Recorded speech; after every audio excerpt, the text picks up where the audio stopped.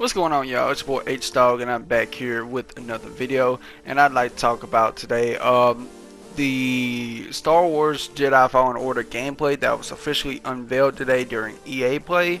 I watched it live, and honestly, I'm highly impressed by the game. I'm gonna pre-order this game. It comes out on my birthday, so that's an instant. That's an instant cop.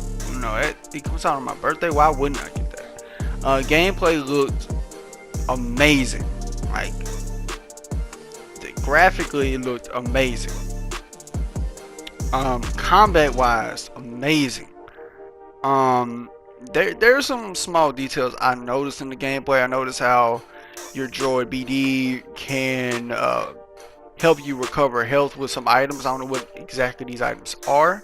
But anytime BD is on your back, he can keep track of your health bar, which I think is pretty cool. And the way he keeps track of your health bar is indicated by pretty much the same color as your health bar. Like if your health bar is green, the light on his back will show up as green.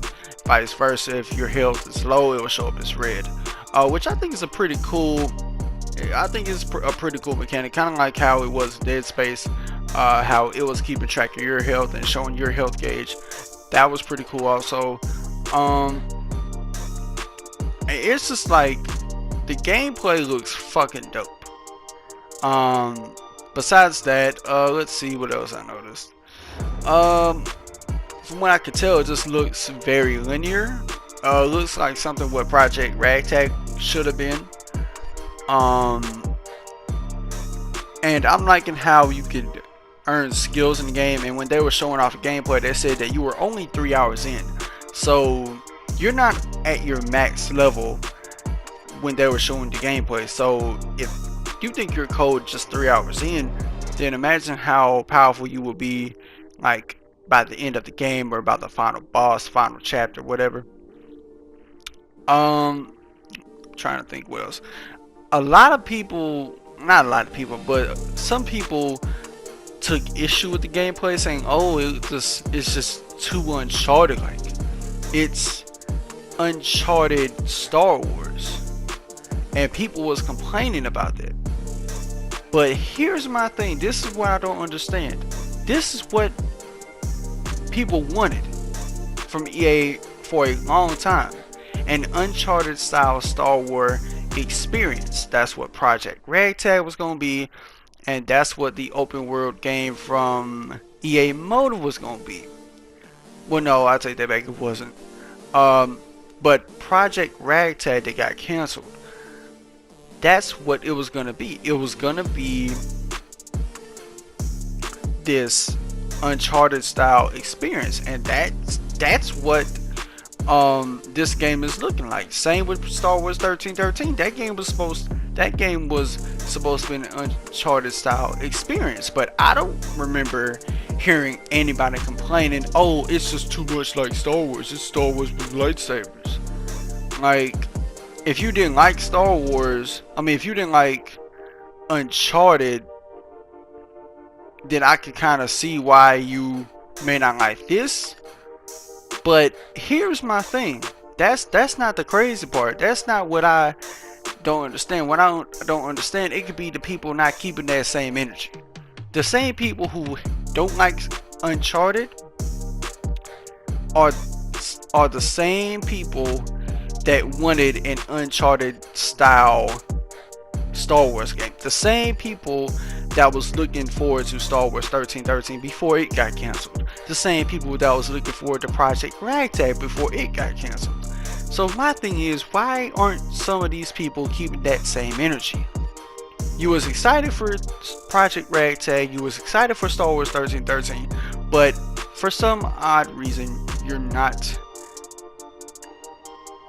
excited for this game. You're not excited for Jedi Fallen Order. You're not. And what's cool about it is it's canon. It's taking place during the time of, well, no, not during. It takes place after Order 66 and after Episode 3, and it also features Forrest Whitaker in the game, which was from Star Wars Rogue One.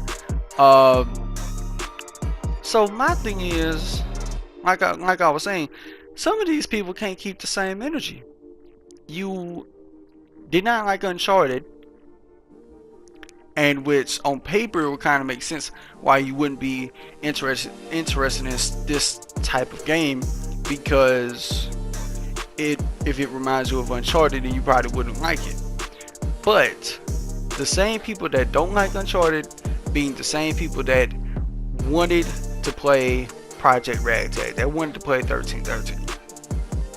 But the thing is, this game comes along, an Uncharted style experience, something that y'all been wanting for quite a while now.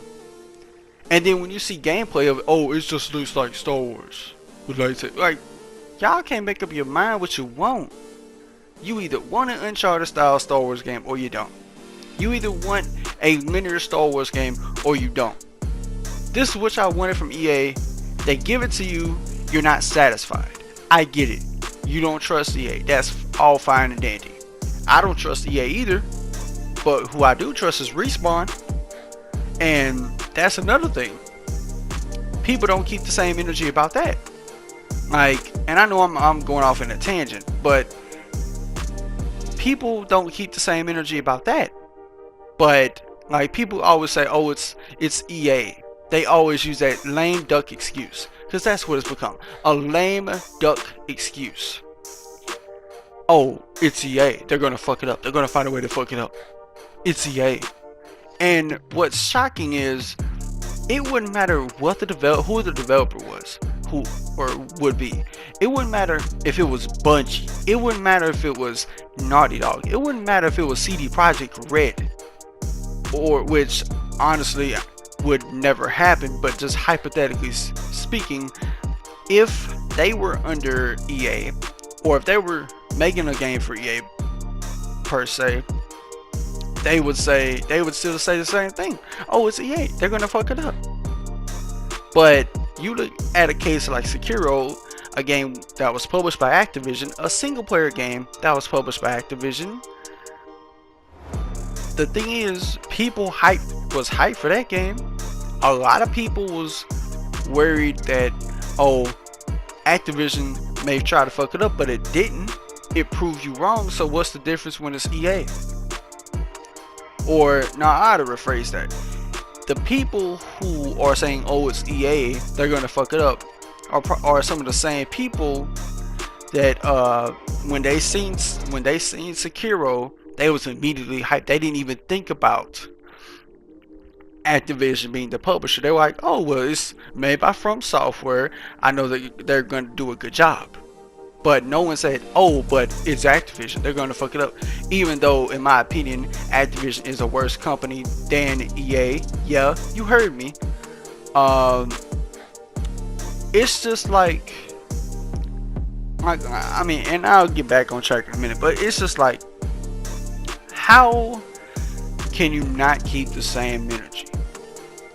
If you can separate From Software from Activision, when it came to Sekiro, you should be able to separate Respawn from EA in terms of being excited, in terms of what you're seeing, in terms of face value.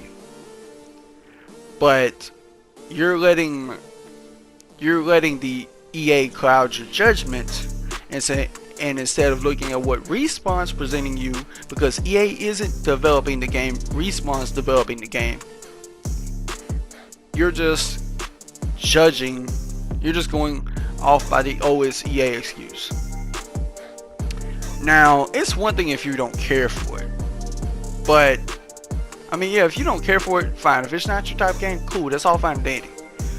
But to say, oh, it's EA, they're gonna fuck it up with this game, but to not say the same thing about Activision possibly fucking up Sekiro, yeah. But moving on, you had other people saying, oh, I think the gameplay looked trash, graphically looked trash, which I don't know how you think graphically that game looked trash, because that game was gorgeous. You must have been looking at it with the third eye or some shit. As far as we know, it's running off of Frostbite, but it would kind of be a wild surprise if they were to say, oh, it's run off of Unreal, which I doubt, but just a hypothetical. But I will say this: I do think that the game looks dope. It looks like it's gonna be a fun experience. I'm looking at like combat wise, it reminds me of God of War. Like, this game reminds me so much of God of War, it's crazy. And like combat wise, it especially reminds me of God of War because it's like, I just look at it and I say it blows me away, because it's just like, from the camera, even though the camera isn't as tight and up close as God of War was, it's kind of like a bit more distance, but it looks like it almost has that one shot type of effect where it's just seamlessly cuts from a cutscene to gameplay, which it could be a different type of camera that they're using, but it just has that same look of the one cut or the one shot camera, I think it was called, that Sony used for God of War. But yeah, this game,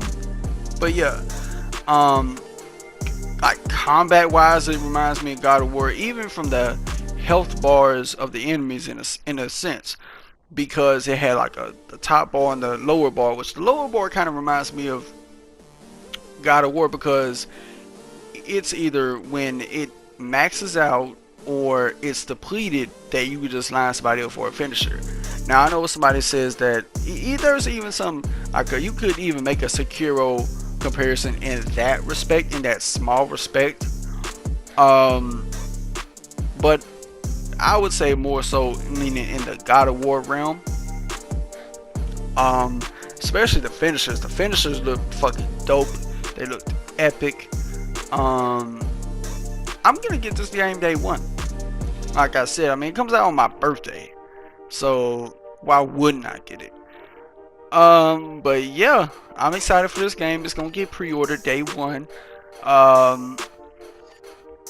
And I cannot wait to get my hands on this game. Hopefully it would be cool if we had a demo of sorts to play like sometime before the game comes out. But yeah, that's pretty much what I think about the game, how I think it looks.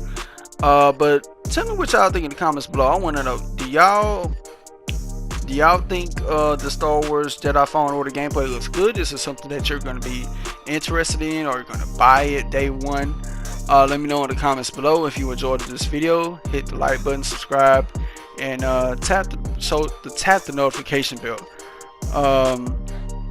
to be updated on, to be notified on more videos like this. And I'll see y'all later. Damn, I don't know why I can't get that right. I've done this so many times.